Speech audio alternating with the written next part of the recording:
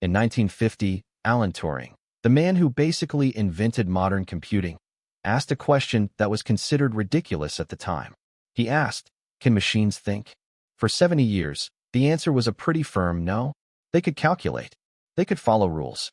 But they couldn't think. Then, something broke. Or maybe, something woke up. In the last 3 years, we have gone from Siri, "What's the weather?" to "Hey AI, write me a Python script that simulates a black hole, then explain it to me like I'm a 5-year-old, and then write a poem about it in the style of Edgar Allan Poe." And it does it. In seconds. Today, we are talking about large language models, the LLMs. You know the names, GPT, Claude, Gemini, Llama. But most people are using them without actually understanding the weird, slightly terrifying, and incredibly beautiful way they work. This isn't a lecture. This is a story about how we taught silicon to speak our language, and why it might be the most important thing humans have ever done. Before we look at the specific models, we have to address the elephant in the room. What is an LLM? If you ask a computer scientist, they'll talk about transformers and parameters. But that's boring. Think of it like this. Imagine a library that contains every book ever written, every Reddit thread ever posted, every piece of code on GitHub, and every movie script ever leaked. Now, imagine a ghost that lives in that library. This ghost doesn't know facts. It doesn't have a brain, but it has spent 1 billion years reading every single word in that library over and over again. If you say to that ghost, "The cat sat on the ghost isn't thinking about a feline. It's just seen that sentence 1 billion times, and it knows that 99% of the time, the next word is mat. An LLM is just a world-class, hyper-intelligent next word predictor. But here's the question that keeps researchers up at night. At what point does predicting the next word become reasoning? At what point does the ghost start to actually understand what a cat is? We have to start with the one that started the fire. OpenAI's GPT. GPT-3 was the "oh cool" moment. GPT-4 was the "holy crap" moment. What makes GPT the industry standard? It's the sheer scale. It's like the athlete who is good at everything. It can code, it can roleplay, it can analyze legal documents. But I'll give you my honest opinion.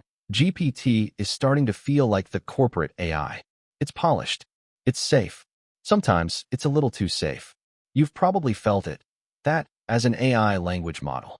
Canned response that feels like a slap in the face when you're trying to be creative. Still, you can't talk about LLMs without paying respects to the king. GPT-4o is currently the peak of multimodal intelligence. It sees, it hears, it talks. It's the closest thing we have to the her AI from the movies. But is it the best? Maybe not anymore. Enter Anthropic. These guys were actually ex-OpenAI employees who left because they were worried about safety. They created Claude. If GPT is the straight A student, Claude is the creative writer. If you use Claude 3.5 Sonnet, you'll notice something immediately.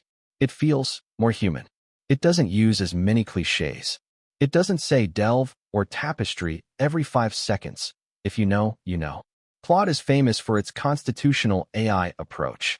They literally gave it a set of values, a constitution, and told it to train itself to be helpful and harmless. And for me, Claude is my go-to for writing. When I want something that doesn't sound like a robot wrote it, I go to Claude. It feels like it gets nuance. But here's a question for you. Do we want our AI to have a personality? Or do we just want a tool? Then there's Google, the sleeping giant that woke up in a panic. For a while, Google was winning the AI race in secret, then they lost the lead, and now they are back with Gemini. Gemini's superpower is something called context window. Imagine you have a 1,000-page book. If you give it to GPT, it might forget the first chapter by the time it gets to the end. But Gemini? Gemini has a context window so big you can feed it entire hour-long videos, thousands of lines of code, or massive PDF libraries, and it can remember everything. It's integrated into your Gmail, your Docs, your life. It's Google's attempt to make AI the connective tissue of your digital world. But does it feel a bit intrusive? Sometimes. Now, let's talk about the most important model you've probably never visited a website to use. Llama. Mark Zuckerberg did something very controversial. He made Llama open weights. Basically, he gave the recipe for a world-class AI to the world for free. Why? Because when a model is open, the community fixes it. Within weeks of Llama's release, developers had it running on iPhones, on MacBooks, on $50 tiny computers. This is the people's AI. It's the model that ensures that one or two companies in Silicon Valley don't own the future of human thought. It's messy, it's unhinged sometimes, and it's beautiful. If you're a fan of privacy and owning your tech, Llama is your hero. We can't forget the outliers. You have Mistral, the French startup proving that you don't need $100 billion to make a smart model. They focus on efficiency, small but mighty. And then there's Grok, Elon Musk's AI. Its whole personality is no filters. It's designed to be edgy, to have a sense of humor, and to access real-time data from X, Twitter. It raises a fascinating point. Should AI be politically correct? Or should it just reflect the raw, unfiltered internet? Depending on who you ask, Grok is either a breath of fresh air or a disaster waiting to happen. So, we have all these models. Thousands of them. But I want to step back from the tech for a second. There is a human cost here. These models were trained on us. Our data.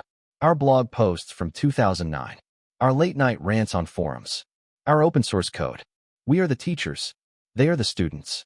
And now, the student is starting to outpace the teacher. We're entering an era where LLMs aren't just writing emails. They are discovering new drugs, solving math problems that have been open for decades. And, let's be honest, changing the job market forever. It's okay to feel a little uneasy. I do too. When I see a model write a poem that actually makes me feel something, there's a moment of wonder, followed by a moment of wait. What does that mean for human poets? At the end of the day, an LLM is just a mirror. It's a mirror of the entire internet, the good, the bad, the brilliant, and the biased. Which model is the best? If you want raw power, GPT-4. If you want a soul, Claude. If you want to search your life, Gemini. If you want freedom, Llama. But the most important thing isn't which one you use. It's how you use it.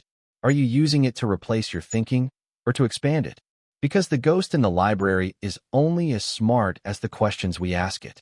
In the next video, we're going to look at the AI that doesn't just talk, it sees. We're diving into the world of image generation. You won't want to miss that one. Thanks for watching. Now go out there and build something.